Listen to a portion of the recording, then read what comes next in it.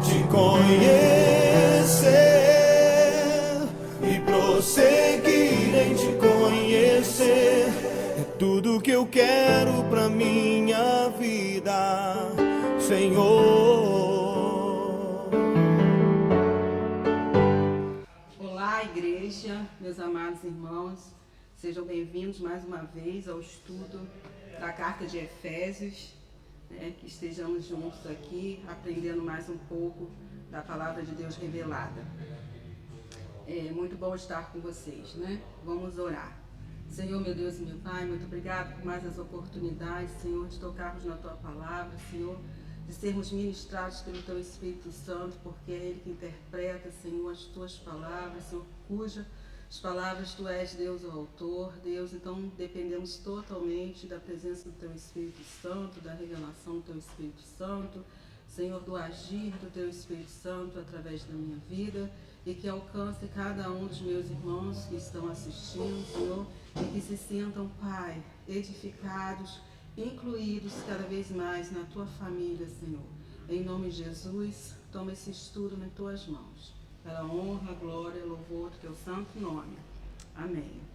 Então, irmãos, nós terminamos a primeira parte, semana passada, do estudo de Efésios 3, e vamos entrar hoje no estudo que vai do versículo 14 até o versículo 21. Esse versículo ele vai tratar da segunda oração de Paulo nessa carta de Efésios. A maioria dos estudiosos, pregadores, tem essa carta como uma carta sublime, essa oração como uma oração sublime, uma oração ousada. Mas nós terminamos o estudo da primeira parte da carta de Efésios capítulo 3, nos versículos 12 e 13, falando justamente quando Paulo ministra, sobre termos ousadia e acesso com confiança pela nossa fé nele, Então, Paulo já ministra aqui aos Efésios que nós em Cristo Jesus, aqueles que receberam a palavra do Evangelho, as boas novas de Cristo Jesus, que em Cristo e pela cruz, pelo sangue vertido na cruz por Cristo Jesus, nós tivemos acesso e temos acesso direto ao Pai. Então, com ousadia nós podemos adentrar a presença do Pai, porque esse acesso nos foi garantido pela cruz, pela entrega de Jesus na cruz, que aplacou sobre nós a ira de Deus, que pagou toda a nossa dívida em relação ao pecado, nos redimiu, nos resgatou. E essa palavra que o apóstolo Paulo vem ministrando aos Efésios, aqueles que já receberam essa palavra de salvação, mas que vivem, os gentios, tanto gentios quanto judeus convertidos ao Evangelho de Cristo Jesus, vivem, como já tem sido falado aqui nas outras aulas, numa sociedade totalmente idólatra, e que sabemos que não só naquela época, mas hoje nós também, numa sociedade contemporânea, nessa atualidade, vivemos também outros tipos de idolatria, temos relacionamentos, muitas das vezes não fáceis, relacionamentos tão difíceis quanto aqueles que os efésios convertidos a Cristo Jesus, tanto gentios quanto judeus, enfrentavam. Então, essa palavra de ensino, essa palavra de motivação, essa palavra que o apóstolo Paulo liberou através desta carta, estando ele, o apóstolo Paulo, preso em Roma. E ele inicia essa oração, nós vamos ler aqui do 14 ao 21, e depois a gente vai falando aqui de versículo por versículo.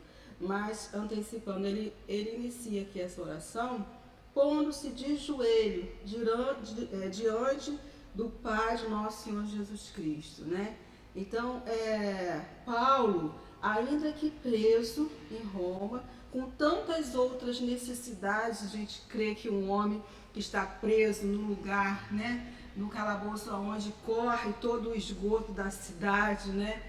Aquela situação não era nem nada agradável.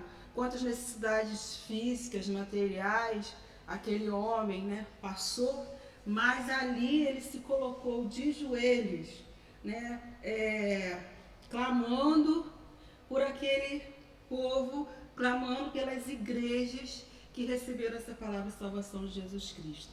Aí nós vamos estudar aqui, né, qual é o motivo, qual é a principal, né, petição de Paulo através dessa oração. Então vamos ler aqui, versículo 14.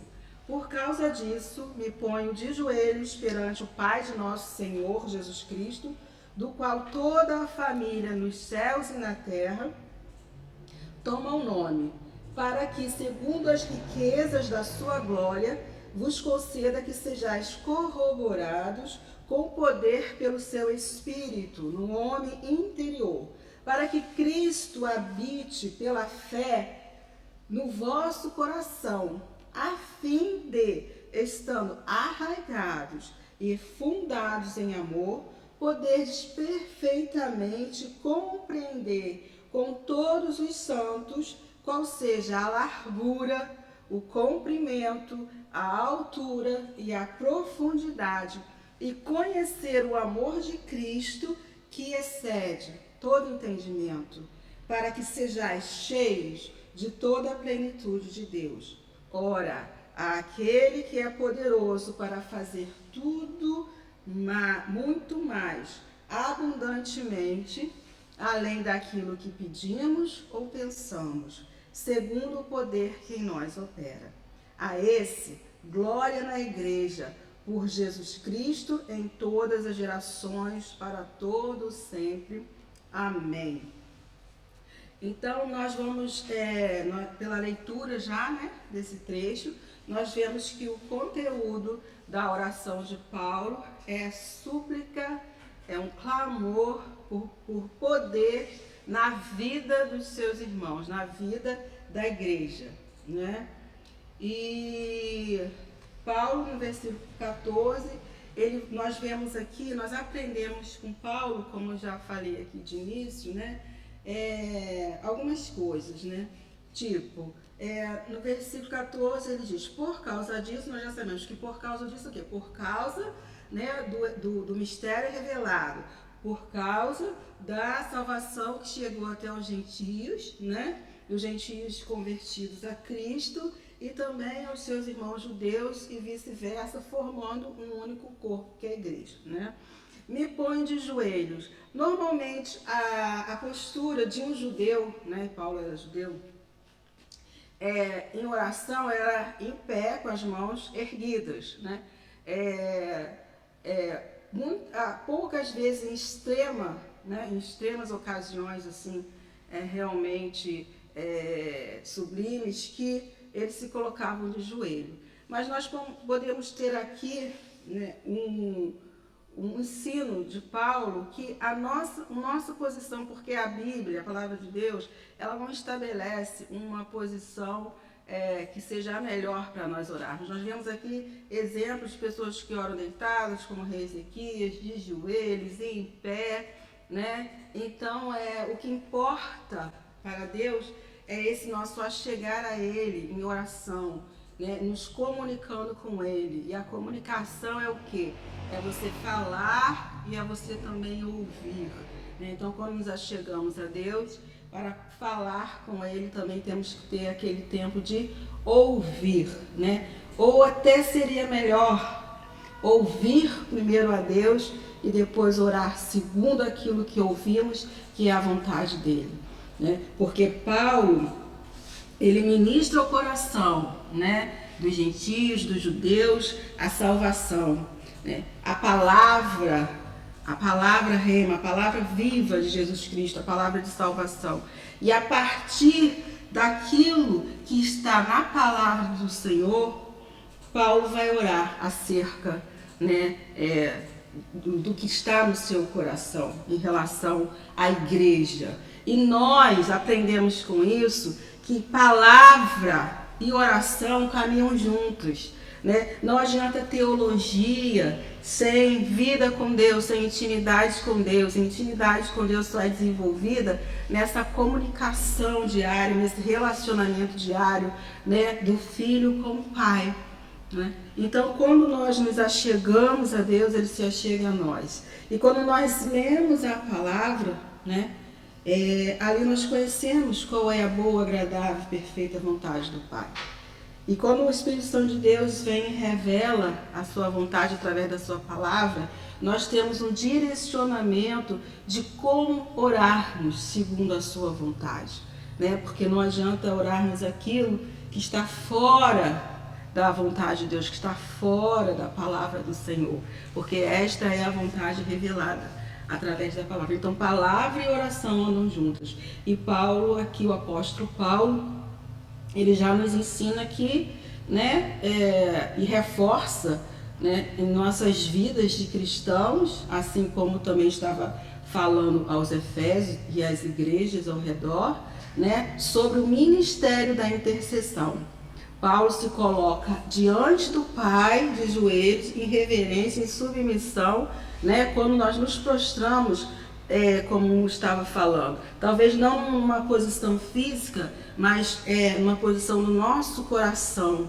Nos ajoelhamos no nosso coração, nos submetendo ao Senhor Deus, ao Senhor Pai, Filho e Espírito Santo, né? Porque não devemos ser como os fariseus, nem como os escribas, que oravam para que os outros vissem, mas muito pelo contrário, né? Nós temos que nos submeter ao Senhor, né, em oração, entendendo que é Ele que vai dizer o sim, o não, ou o espere, que é Ele que vai realizar o seu querer e a sua vontade em nós, através de nós, mas Ele pede que nós oremos, pedir e dar-se-vos-á, né? Então nós estamos, quando oramos, nós estamos cumprindo, né, até uma ordenança do Senhor, quando diz também que devemos orar sem cessar, em todo o tempo, né? E Paulo, ele se coloca, né, diante do Senhor, intercedendo. O que é intercessão, né? Nós aprendemos lá em matemática, né,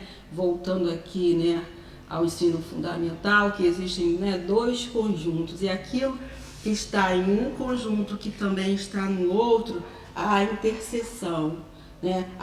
A mesma coisa que está no conjunto no outro é o que forma a interseção daqueles dois conjuntos. Então, como falamos em intercessão, matematicamente, né, vamos falar assim, é quando nos colocamos no lugar do outro e ali clamamos por aquela vida.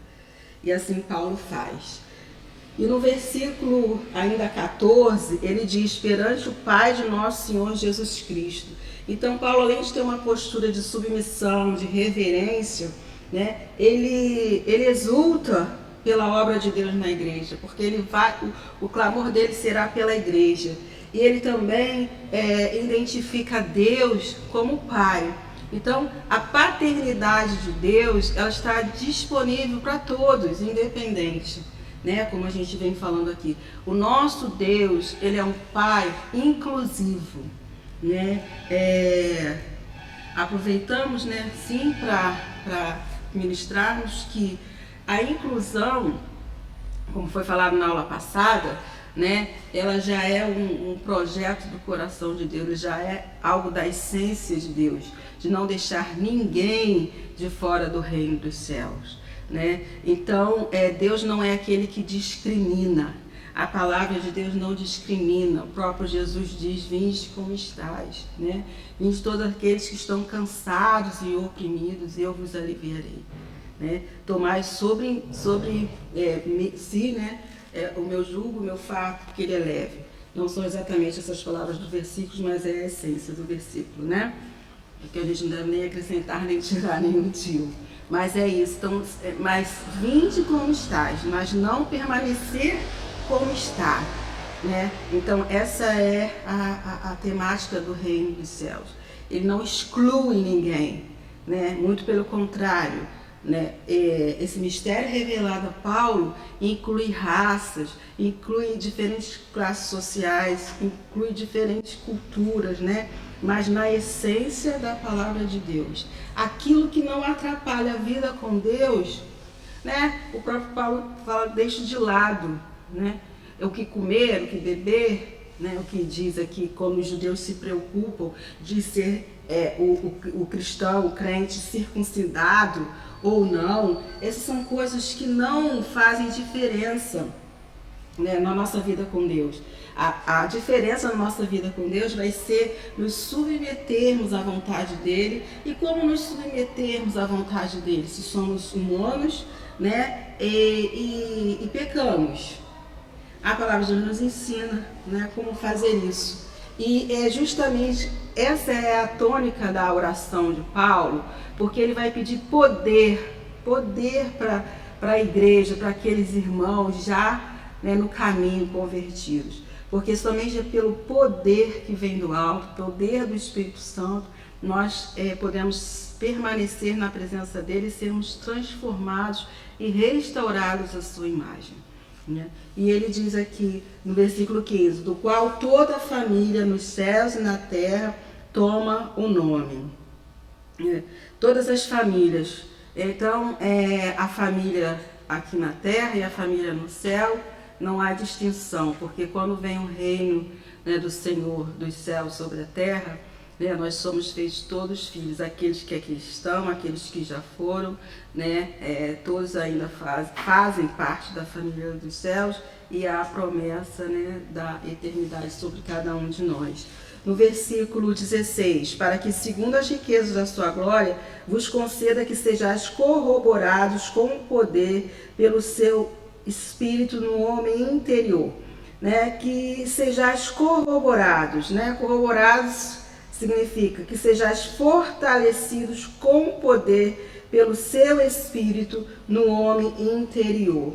Então, nós temos aqui Paulo falando, clamando por poder no homem interior.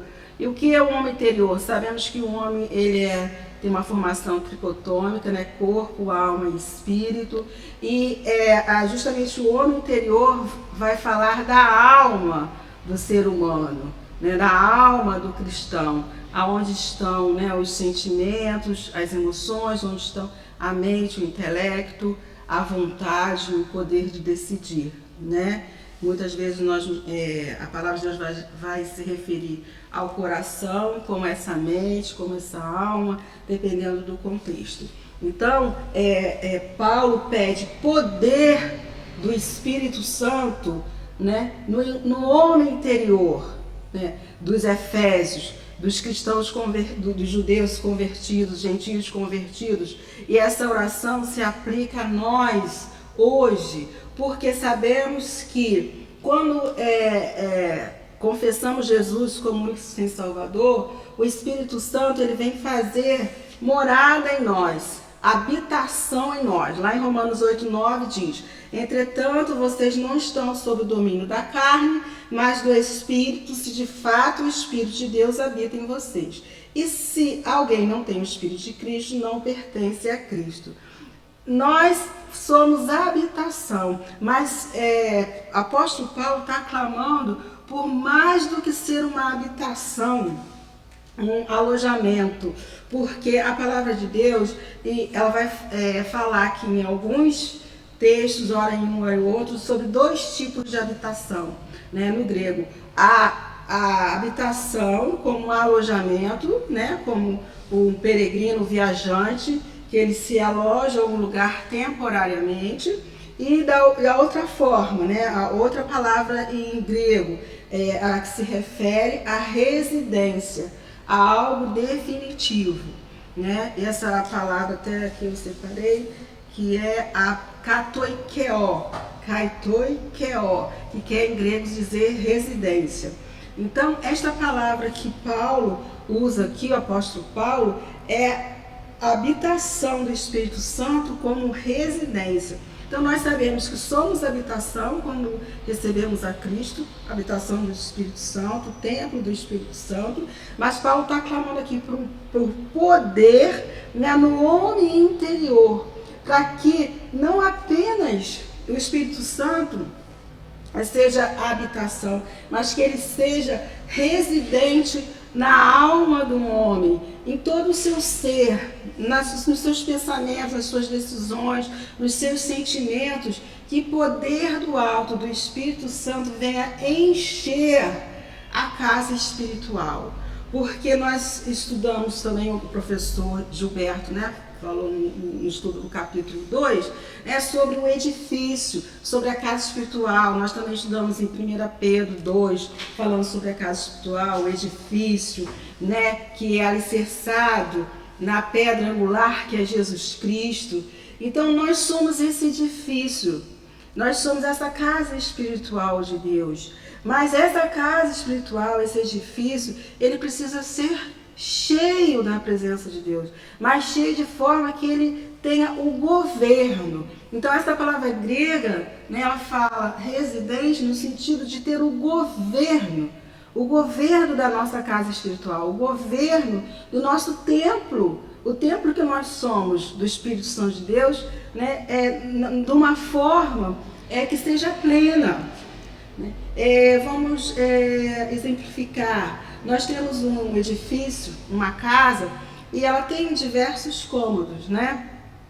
Portas, com chaves. Então, muitas das vezes, nós deixamos o Espírito Santo, que está em nós, agir no sentido de nos transformar, né? Transformar as nossas atitudes, né? Os nossos pensamentos, os nossos sentimentos, apenas em algum cômodo, que seria uma área de nossa vida. Mas quando o apóstolo Paulo clama pelo poder do Espírito Santo no homem interior, na sua plenitude, é justamente para que não haja, né, trancas dentro do nosso edifício, dentro da nossa casa espiritual. Não haja cômodos no qual o Espírito Santo não possa estar.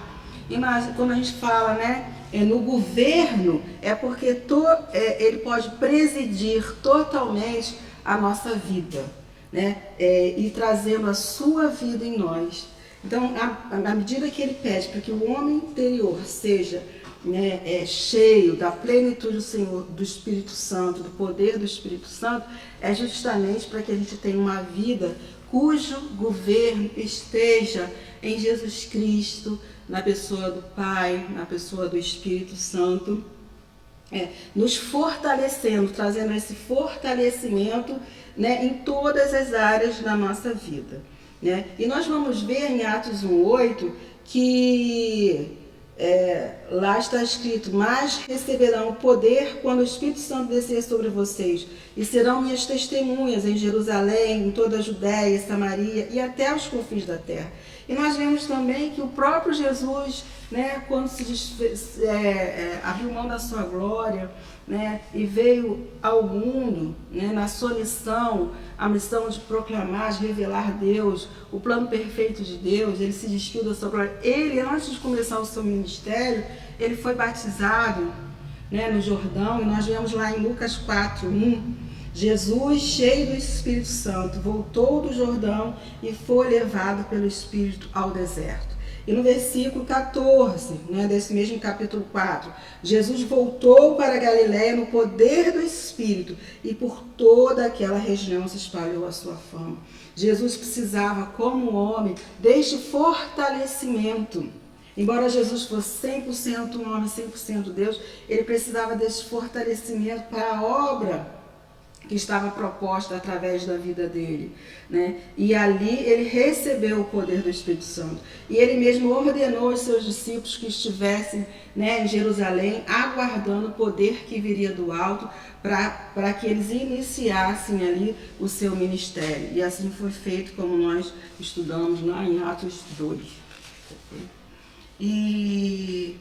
Então nós vemos aqui esta oração de Paulo, essa súplica de Paulo, né, pedindo por um aprofundamento do amor fraternal, né, porque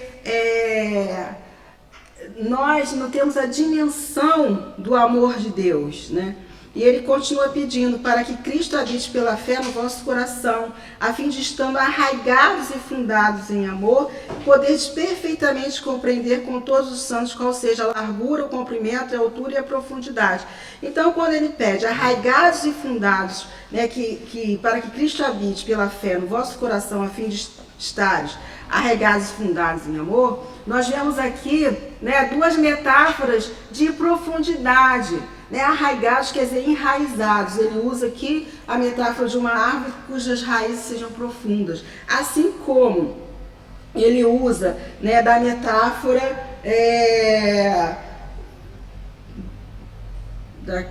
só um minutinho aqui. Fundados em amor, do edifício, né, do qual nós estávamos falando. Todo edifício ele tem um fundamento, ele tem uma base, ele tem uma profundidade. O alicerce do edifício ele é posto para baixo, para que tudo que seja construído sobre ele, né, seja mantido em pé. Então ele pede, o apóstolo Paulo clama, né, para que habite a fé no coração do cristão, no coração, né, dos Efésios, no coração da igreja, através do poder do Espírito Santo liberado pelo Pai. E assim, dessa forma, tanto eles lá como nós que estamos hoje, possamos conhecer, né, a profundidade, né, do amor de Deus, que não tem medidas. Nós sabemos que o amor de Deus para nossa mente, muitas das vezes, ele fica aquém da nossa mente. Só mesmo experimentando, vivenciando na plenitude do poder do Espírito Santo desse amor, que nós podemos ter uma dimensão, né, desse amor. E ele fala, e ele clama para que nós possamos conhecer na largura, né, e a largura aqui, né, significa o quê? A largura deste amor porque ela abrange, esse amor que abrange toda tribo, língua, povo e nação, como está em Apocalipse 5:9. Eles cantavam um cântico novo: tu és digno de receber o livro, de abrir os seus selos, pois foste morto, e com teu sangue compraste para Deus homens de toda tribo, língua, povo e nação. Então esta largura é a abrangência de todos os povos, né, na família de Deus. O comprimento significaria a eternidade, né, que é desde o Éden até a volta de Cristo. Em Jeremias 31:3 fala assim: há muito que o Senhor me apareceu dizendo, porquanto com amor eterno te amei, por isso com benignidade te atraí. E quando o apóstolo Paulo fala em altura, um amor de uma altura suficiente para nos levar até ao céu, né? E a profundidade, essa profundidade, o amor de Deus, ele é tão profundo que ele vai até os principados e potestades das trevas e nos resgata, como diz em Colossenses 1:3, pois ele nos resgatou do domínio das trevas e nos transportou para o reino do Filho do seu amor. Né? Para alcançar esse amor em profundidade, ele alcança o pior pecador, o mais degradado. Isaías 53:6 diz: todos nós andávamos como ovelhas desgarradas, cada um se desviava pelo seu caminho, mas o Senhor fez cair sobre ele a iniquidade de nós todos.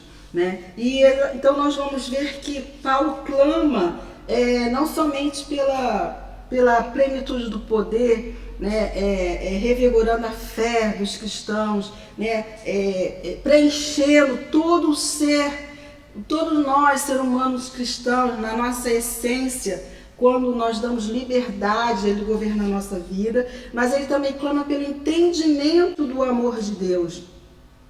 E no 19 ele vai, né, continuar orando. E conhecer o amor de Cristo que excede todo entendimento, para que sejais cheios de toda a plenitude de Deus. É nesse ponto aqui, toda a plenitude de Deus, que muitos, né, estudiosos, pregadores falam, né, dessa ousadia de Paulo, de pedir a plenitude de Deus para nós.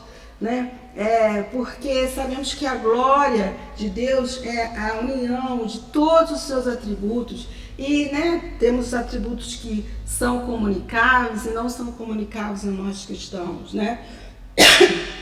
Mas ele pede que em nós, por esse entendimento do amor de Deus na sua largura, comprimento, altura e profundidade, nós também sejamos cheios da plenitude de Deus. Que é isso? É ter Deus no nosso coração, né, numa dimensão do Pai, do Filho e do Espírito Santo, da Trindade, porque nós, né, falamos de Deus Pai, Filho e Espírito Santo, sabemos que cada um tem a sua função, mas eles são um único Deus, o Deus Elohim. Então ele clama que esse amor gere em nós, o conhecimento desse amor pelo poder do Espírito Santo, gere em nós, né, essa plenitude do Pai, Filho e Espírito Santo, né, presente em todas as áreas da nossa vida, na nossa mente, nos nossos sentimentos, nas nossas emoções, no nosso agir, no nosso decidir, e isso vai influenciar, né, no que? Nos nossos comportamentos, nas nossas atitudes,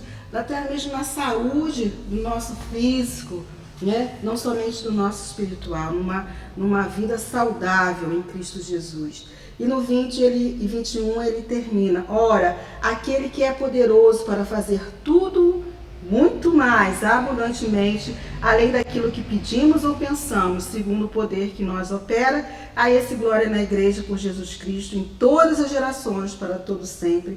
Amém. Então, Paulo, ele tem a convicção, quando ele ora, de que Deus, ele é infinitamente mais poderoso de toda e qualquer oração e clamor, porque ele é poder, o evangelho é poder. Então ele tem essa consciência de que, além das palavras dele, há muito mais da parte do Senhor, porque nós vemos que essa oração, quando ele fala que aquele que é poderoso para fazer tudo muito mais abundantemente, nós vemos que há uma expectativa, né, de Paulo de que a sua oração seja atendida, e assim nós devemos ir até o Pai com essa expectativa, né, de que o Senhor venha nos atender, né, e para todas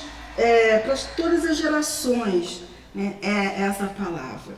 E quando ele fala aqui que aquele que é poderoso para fazer tudo muito mais abundantemente, além daquilo que pedimos ou pensamos, você vê que ele tem a consciência, e é a que nós devemos ter, que Deus, ele tem poder, né, para o quê? Para nos ouvir. Ele tem o poder para acessar a nossa mente, porque ele sabe os nossos pensamentos, né? Ele tem poder para realizar e operar aquilo que ele quer através de nós e em nós. E no 21, quando ele encerra a esse glória na igreja, é que nós devemos tributar somente ao Senhor toda a honra e toda a glória.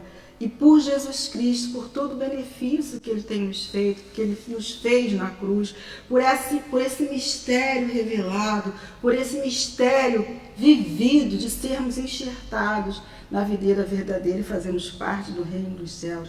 Mas fazemos parte de que forma? Como? Com essa plenitude, com esse poder que vem do alto, buscando essa excelência de Deus em nossas vidas, de forma como o apóstolo Paulo fala, né, que não mais ele vive, mas Cristo vive nele. E assim também o apóstolo João, né, que Jesus cresça na vida dele e ele diminua. Somente com esse poder do Espírito Santo em nós, né, esse transbordar, esse ser cheio e transbordar do Espírito Santo, é que nós vamos poder declarar, como esses nossos irmãos apóstolos, essas frases: não mais vivo eu, mas Cristo vive em mim. Quer dizer, governa a minha vida. Ele não apenas habita, mas ele governa, ele tem liberdade para mudar tudo que precisa ser mudado, para mudar a mobília, para jogar fora o que precisa ser jogado fora. E ele encerra falando, né, em todas as gerações para todo sempre. Então aqui ele fala das gerações e da eternidade. Então, por todo o tempo, né? Por todo o tempo, desde lá no Antigo Testamento, desde antes da fundação do mundo até hoje, né? É Jesus Cristo que merece a glória. Por toda a eternidade, início e fim, né? Porque a eternidade não tem início nem fim. Nessa linha da eternidade é a Jesus Cristo toda a glória. E é Ele que nós esperamos, né? Maranata, vem Senhor Jesus, para nos levar, né, para viver num tempo onde não haja choro, não haja lágrimas, não haja tristeza, mas somente a adoração. Mas enquanto nós estivermos aqui, que nós sejamos cheios, permitamos ser cheios e transbordantes da glória do Senhor através do poder do Espírito Santo. Amém? Senhor, meu Deus e meu Pai, muito obrigada, Senhor, por este estudo, por esta palavra. Muito obrigado porque, Senhor, a Tua palavra ela é eterna. Muito obrigado porque Teus ensinos, eles transcendem, Senhor, todas as gerações, toda a história. E eles têm aplicabilidade, Senhor, nos dias de hoje. Nós vemos que há tantos anos atrás, Senhor, Tu usou o apóstolo Paulo para ministrar, Senhor, a Tua igreja daquela época, Senhor. Porque, Senhor, eles tinham a Ti, confessaram a Ti, mas viver em meio àquela sociedade idólatra era difícil, Senhor, de administrar, Senhor, as suas atitudes, Senhor, os seus comportamentos, os seus sentimentos. Mas Paulo orou clamando, Senhor, pela chave, a chave na vida deles, que é o poder do Espírito Santo que vem dos céus. Então, Senhor, nós oramos também para os dias de hoje, que o Teu poder, Senhor, esteja, Senhor, na Tua igreja, Senhor, através das nossas vidas, da vida dos Teus filhos, Senhor, que sejamos, Senhor, restaurados a cada dia, que, Senhor, nós venhamos a dar cada vez mais, Senhor, o governo do nosso coração, do nosso homem interior, Senhor, a Ti, Senhor, e assim possamos, Senhor, vivenciar a plenitude do Teu amor, a plenitude da Tua presença, Senhor, a plenitude, Senhor, daquilo que foi feito por nós, Senhor, que excede, Senhor, todo o nosso entendimento, que dirá, Senhor, da sociedade que está aí. Mas nós entregamos cada um em Tuas mãos, para que eles possam também ser, Senhor, convencidos por Ti e enxertados nesta videira verdadeira. Em nome de Jesus, amém.